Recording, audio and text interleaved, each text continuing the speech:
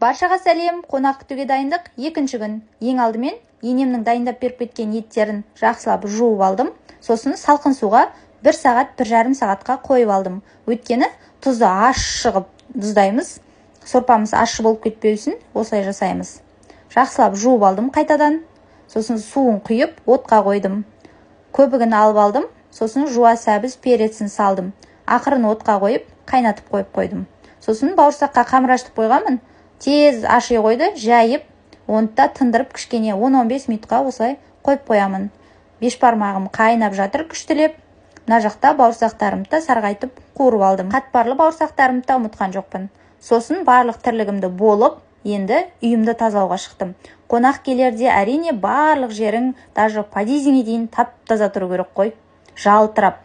Қонақ келгенде үйіңнен шаң таппау керек қой.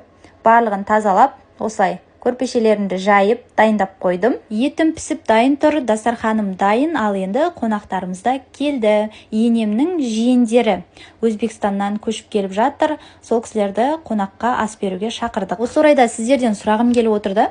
Туысқандарың басқа елге көшіп кетіп жатса, немесе басқа елден көшіп келіп жатса, осылай үйіңе шақырып ас бересің ғой. Сол қазақтың салт дәстүрінде бар ма, немесе біз өзіміз солай шығарып алғанбыз ба?